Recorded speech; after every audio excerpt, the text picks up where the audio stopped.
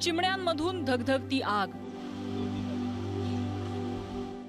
सभोवताली आलेला रखरखीतपणा, नाल्यांमधून नदीमध्ये पोहोचलेले तेलाचे तवंग,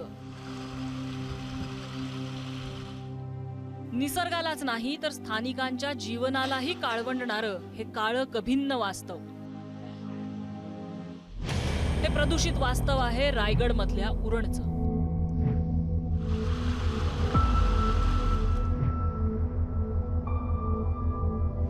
उरण बनलंय प्रदूषणाची राजधानी. उरणनं दिल्लीलाही मागे सोडलं. उरणच्या AQI इंडेक्स मध्ये माहिती, स्थानिकांना होतायत श्वसनाचे रोग. हा AQI म्हणजे काय आणि तो AQI किती घातक असतो आणि सध्या उरणचा AQI किती आहे आपण ग्राफिक्सच्या माध्यमातून थोडंसं जाणून घेऊया. AQI म्हणजे एअर क्वालिटी इंडेक्स. हा AQI 1 ते 50 असणं हे आरोग्यासाठी उत्तम असतं. 51 ते 100 आरोग्यासाठी ठीकठाक.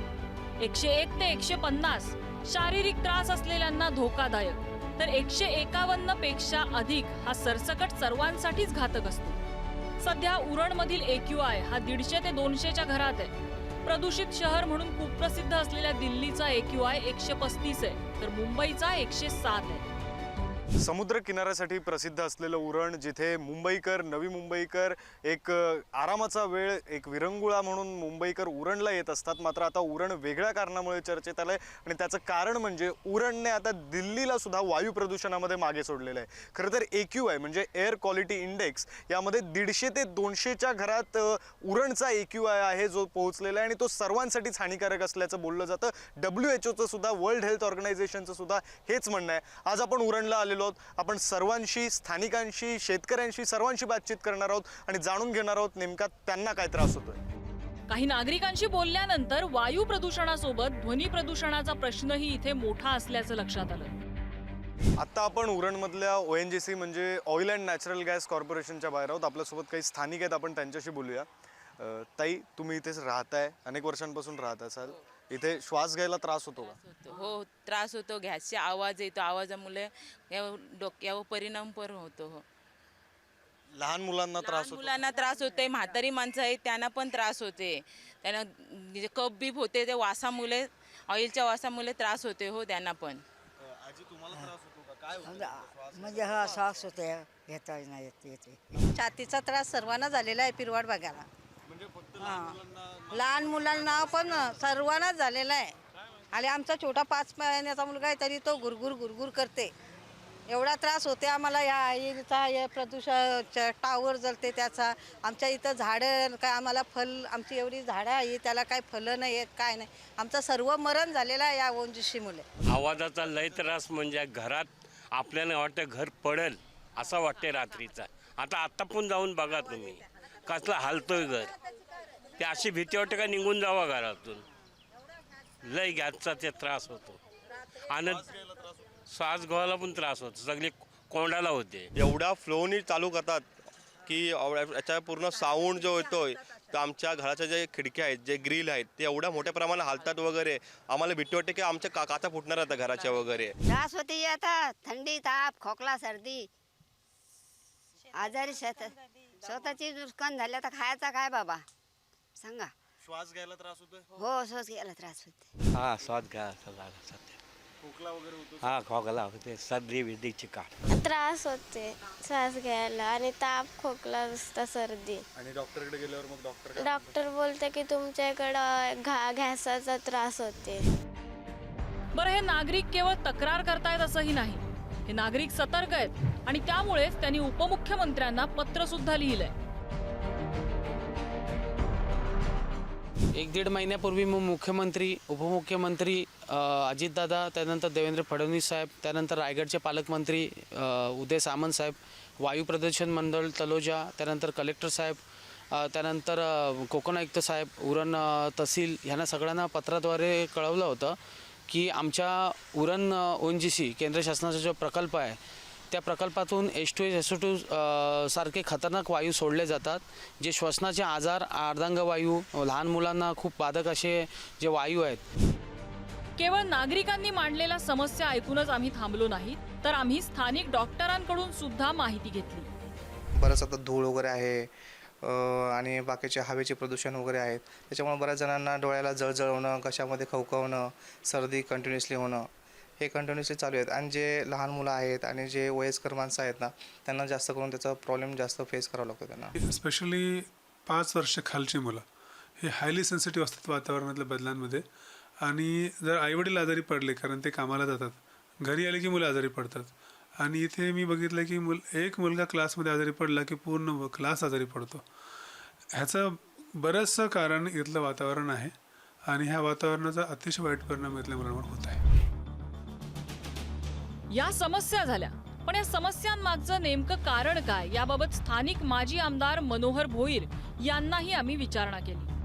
उरणमध्ये पेट्रोकेमिकल जे प्रोजेक्ट आहेत, एक ONGC प्रोजेक्ट या ठिकाणी आहे आणि या ONGC प्रोजेक्टमधून दूषित वायू आकाशात सोडला जातो. काही वायू चिमणीने त्याचं हे केलं जातो, म्हणजे जाळलं जातो, पण तसं नाही आहे. मागच्या वेळी पण समुद्रामध्ये गळती झाली, पाणी खराब झालं होतं, मच्छी पण मेली. स्थानिक पुढाऱ्यांनी थेट ONGCवर आरोप केले असले तरी नगर परिषदेकडून मात्र काहीतरी भलतंच सांगण्यात आलं.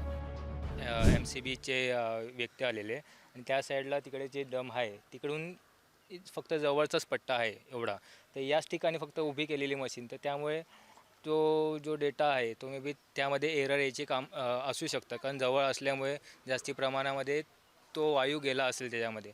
तर माझी एवढी विनंती आहे की त्यांनी 2-3 ठिकाणी त्यांनी वेगळ्या वेगळ्या ठिकाणी ठेवावी मशीन आणि तो एरिया डेटा रिमॅच करून तो डेटा त्यांनी घ्यावा. आता हे नगर परिषदेतल्या कर्मचाऱ्यांचं म्हणणं जरी खरं मानलं तरी काही प्रश्न एका संवेदनशील मनाला पडतातच. त्रस्त नागरिकांचं दुःख खोटं मानायचं का? नागरिकांना होणारा त्रास खरा नाही असं समजायचं का? डॉक्टरांकडे श्वसनाशी निगडीत त्रास घेऊन येणाऱ्या नागरिकांच्या संख्येत वाढ कशी झाली? निश्चितच नागरिकांना होणारा त्रास आणि डॉक्टरांनी दिलेल्या प्रतिक्रिया खोट्या ठरवता येत नाहीत. बरं, उरणवासियांच्या समस्या इतक्यावरच मर्यादित नाहीत. उरणवासियांच्या समस्यांचं वास्तव आणखी भयावह आहे. खरं तर आजच्या घडीला वायू प्रदूषणाच्या मुद्द्यामुळे जरी उरण चर्चेत आलेलं असलं तरी उरणमध्ये उरणच्या नागरिकांसाठी, उरणमधल्या रहिवाशांसाठी वायू प्रदूषण ही एकच समस्या नाही आहे. अनेक समस्या ज्या आहेत, अनेक प्रकारच्या प्रदूषणाच्या समस्या ज्या आहेत त्या त्यांना भेडसावत आहेत. ही शेती बघा, शेतीत फक्त तेल नाही तर केमिकल युक्त पाणी सुद्धा साठलेलं दिसतंय. उरणमध्ये खरं तर फक्त वायू प्रदूषणाचा मुद्दा नाही, फक्त हवेमध्ये प्रदूषण झालेलं नाही. आपण बघू शकतो की मी आत्ता शेतात उभा आहे. इथे जर खाली बघायचं झालं तर या शेतामध्ये आपल्याला ऑइल जे आहे मोठ्या प्रमाणात ते पडलेलं दिसतंय. हे ऑइल आहे आणि याचा वासाचा सुद्धा लोकांना त्रास होतोय, सोबत त्यांच्या शेतीचं नुकसान होतंय. आपल्यासोबत इथले स्थानिक शेतकरी सुद्धा आहेत, आपण शेतकरी महिला आहेत, आपण त्यांच्याशी बातचीत करूया. ताई, हे नेमकं किती शेतामध्ये, किती एकर शेतीमध्ये हे तेल असं पसरलेलं आहे आणि शेतीचं नुकसान? 3.5 एकर शेतामध्ये पसरलेलं आहे आणि शेताच्या आता 2-3 वर्ष म्हणजे हे करायलाच नको, शेत नापीकच झालेली आहे जमीन आमची. आता काय ना, आम्ही आताच शेजारी इथंच राहतो, आमची घरं बघा इकडं पाहिजे असेल तर आम्ही तर आम्हाला वासाचा पण त्रास, एक गॅसच्या आवाजाचा पण त्रास, सगळ्याच म्हणजे हीट पण अशी लागते का भरपूरच, म्हणजे माणूस आता इथं उभा नाही राहणार का? शेतपिके सगळी जमिनीची पण ना, फळं बिलं झाडं लावलेली आहे त्याचा पण नुकसान आम्हाला नाही, फळ येत नाही, काय येत नाही, सगळं जलून हे होते, असं होतं हो आमच्या याच्या. म्हणजे तब्येतीवर परिणाम होते. आणि हा शेतीचा आता ही माती काढून दुसरी माती टाकाल तेव्हा पीक होईल, तोपर्यंत पिकला मिळणार नाही. आता ही किती त्याच्यावरच आहे आमचं, त्याच्यावर पोट आहे आम्हाला, 2-3 वर्ष जे नापीक झालेली आहे जमीन. याच्यात आता दुसरी माती आणून टाकाल तेव्हा पीक होणार आहे. आता त्याने त्या दाण्याला वास येते, भात आलेला आहे त्याला वास येते ऑइलचा. तुम्ही पण बघा वास घेऊन, खाऊन बघा, दाण्याला वास येतात. आता हा आमचा सर्व फुकटच गेलेला आहे, त्याचा काहीच आम्हाला उपयोग होणार नाही, काहीच उपयोग होणार नाही आम्हाला. 3.5 एकर जमीन तुम्ही आता तिथपर्यंत पुढं बघा, तिथं बावडी पण आहे, त्या बावडीत पण ऑइल गेलेलं आहे. फक्त शेतकरीच नाही तर मासेमारी करणाऱ्या बांधवांवर सुद्धा उपासमारीची वेळ आली आहे. समुद्र हा खरं तर चांगली जागा, कुठेतरी आराम करायला आपण जावं, आपल्या प्रेमिकेसोबत जावं अशी जागा आपण म्हणत असतो. हा समुद्र सुद्धा तसाच सुंदर आहे, पण या समुद्रामध्ये जे पाणी येतंय ते आपण बघू शकतो. ONGC कंपनीमधून हे जे पाणी येतंय त्या पाण्यामध्ये अगदी तेल सुद्धा आहे. खराब पाणी जे आहे ते या समुद्रामध्ये सोडलं जाते आणि या सगळ्याचा परिणाम फक्त समुद्रावर नाही होत आहे तर स्थानिकांच्या व्यवसायावर सुद्धा होतोय. आपल्यासोबत काही स्थानिक आहेत, आपण स्थानिकांशी बातचीत करूया. दादा, हे जे काही पाणी सोडलं जातंय त्याच्यामुळे समुद्राचं पाणी खराब होतंय, मासे मासेमारीवर परिणाम होत असेल, नेमके काय काय त्रास होतो? ॲक्च्युली केंद्र शासनाचा असणारा ONGC जो प्रकल्प आहे, त्या प्रकल्पातून जो आउटलेट म्हणजे जो नाला आहे, त्या नाल्यातून ड्रेनेज वॉटरसाठी हा नाला ठेवला होता. पण तो केमिकलयुक्त पाणी आणि ऑइल अशा 2 प्रकारचं पाणी सोडल्यामुळं इथली जी पारंपरिक मच्छीमार आहे तो लयास आला आहे कुठेतरी. जी त्याला मच्छी मिळायची ते मच्छी आता बंद झालं आहे आणि याकडे गांभीर्याने प्रशासनाने लक्ष द्यावयाची आमची अपेक्षा आहे. आता प्रश्न असा आहे की मुंबई, नवी मुंबई पासून अगदी जवळ असलेल्या उरणमध्ये इतकं भीषण वास्तव असताना शासन प्रशासन याकडे लक्ष का देत नाहीत? शेती, मासेमारी यासारख्या उत्पन्नाच्या प्राथमिक साधनांवर जर घाला घातला जातोय तरी कारवाई का होत नाही?